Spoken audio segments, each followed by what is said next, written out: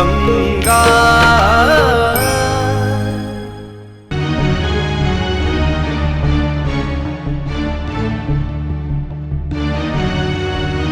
घबराइए मत गंगा, मैं यहां आपको रोकने के लिए नहीं आया।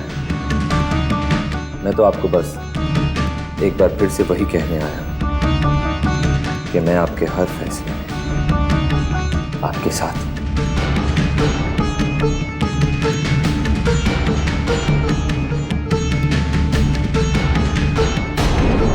शिव से मिलने जा रही हैं ना? जाइए।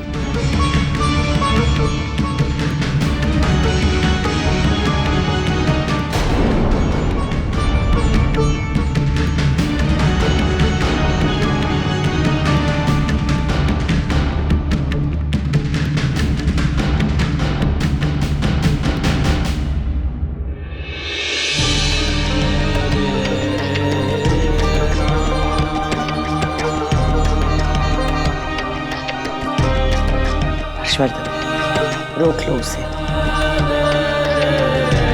खो बैठोगे।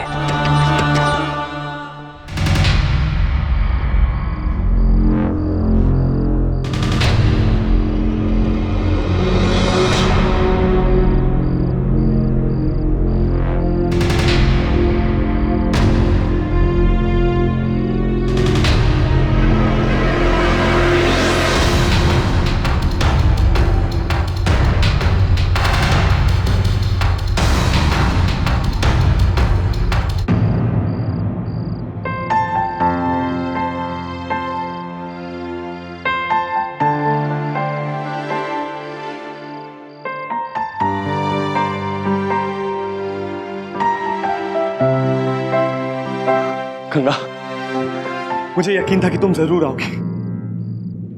गंगा, आज हम शादी करने जा रहे हैं।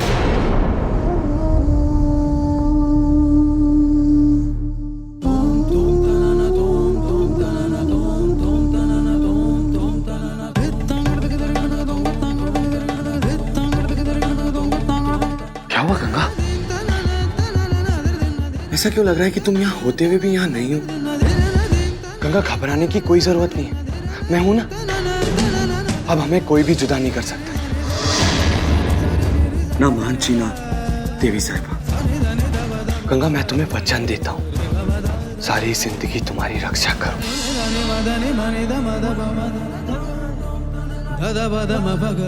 क्या हुआ गंगा?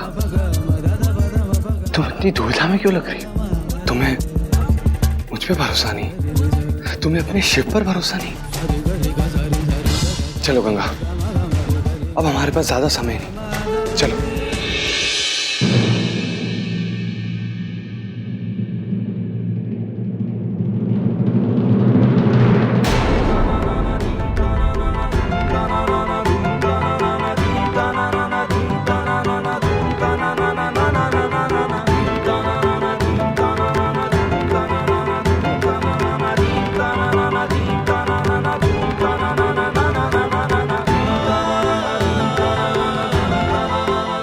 इससे पहले कि हम इस शादी के बंधन में बंधे, हमें आपसे एक सच्चाई जाननी है। क्या ये सच है कि हमें महान जी के पास लाने के लिए आपको पैसे दिए गए थे?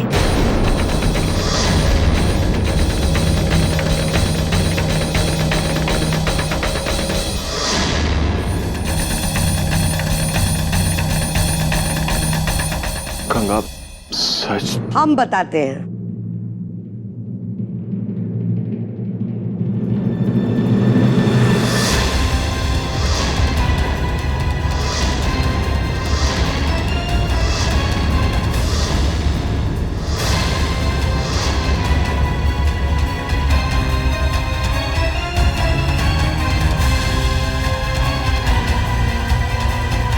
गंगा, इनकी बातों में मत आना, ये तुम्हें बहकाने आए हैं। एक मिनट गंगा,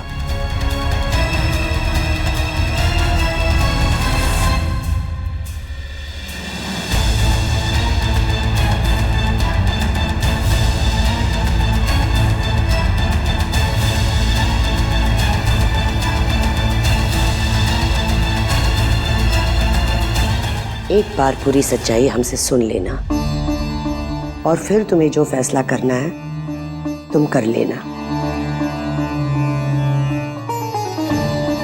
पूरी सच्चाई बताने के लिए हमें शुरू से कहानी बतानी होगी। पिछले जन्म में भी तुम्हारा नाम गंगा ही था। मुबारकगंज के मोहल्ले की मशहूर नाचने वाली थी।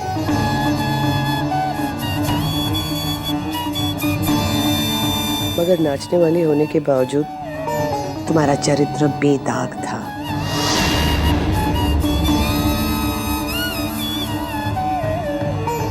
हमारे बेटे हर्षवर्धन को पहली ही नजर में तुमसे प्यार हो गया।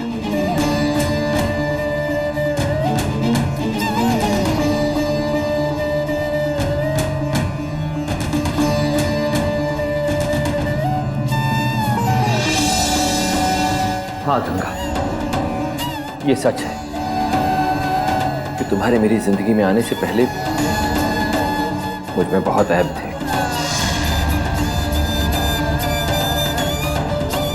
मेरी जिंदगी एकदम बदल गई। तुमने मुझे प्यार करना सिखाया, मुझे जीना सिखाया।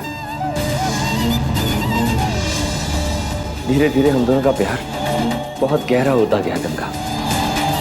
मैं बहुत जल्द तुमसे शादी करने वाला था, लेकिन ये भी सच है कि पहले हम तुम दोनों के रिश्ते के खिलाफ थे, लेकिन हमारे बेटे की जिद के आगे हमारी एक नहीं चली और धीरे धीरे हमने भी इस रिश्ते को हाँ कर दिया।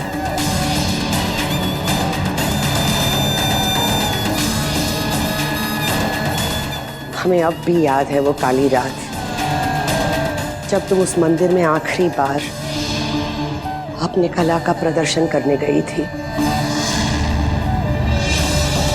किस्मत को कुछ और ही मंजूर था।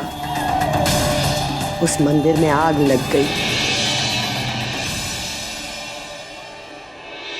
और उस आग में हमारे बेटे की जिंदगी जलकर भस्म हो गई।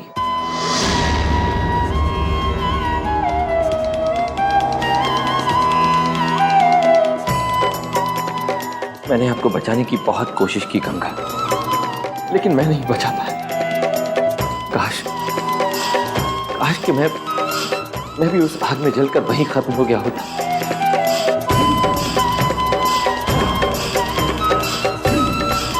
क्योंकि उस दिन के बाद से मेरे शरीर में जान तो थी, लेकिन मेरी सांसें जैसे थम गई थी।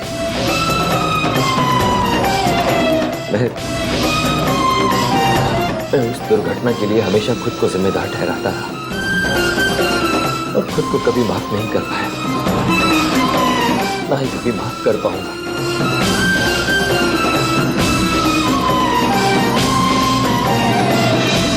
और मरने से पहले तुमने हमारे परिवार को निर्वंश होने का श्राप दे दिया।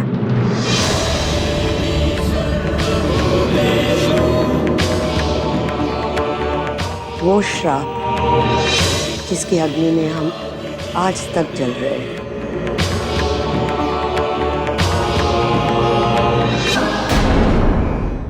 तुम दोनों के प्यार में इतनी शक्ति थी कि तुम फिर से इस धरती पर जन्म लेके पैदा हो गई और हर्षवर्धन के जीवन में आ गई। झूठ है, सरासर झूठ। सच्चाई यह है कि वो गंगा लापता हुई थी, वो मरी नहीं थी। और वो खुद महंत जी थे जिन्होंने जाकर उसके लापता होने की एफआईआर लिखाई थी।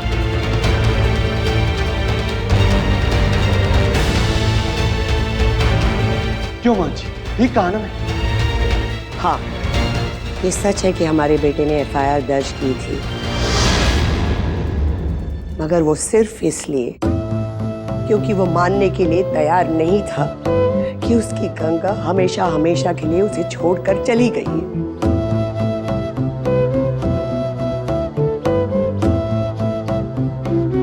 महीने बीत गए और इसने अपनी गंगा की तलाश जारी रखी।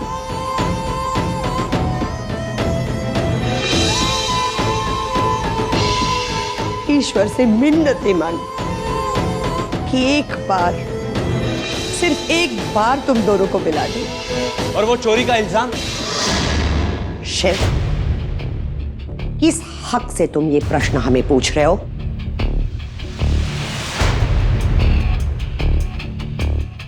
क्योंकि जो रिश्ता तुम गंगा से जोड़ने जा रहे हो उसकी बुनियाद भी झूठ पे खड़ी है। आप कहना क्या चाहती हैं देवी साहिबा? हाँ गंगा, हमने पैसे दिए थे शिव को तुम्हें इस हवेली तक लाने के लिए। सौदा किया था तुम्हें हमारे बेटे से मिलवाने का।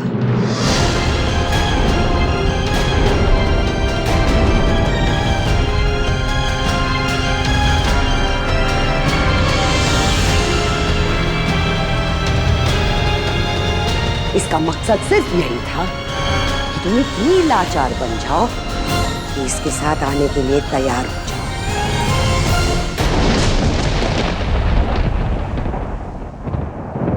हम मानते हैं कि जो रास्ता हमने अपनाया तुम्हें इस हवेली तक लाने के लिए वो गलत है, मगर हमारी नीयत में कभी खोट नहीं था।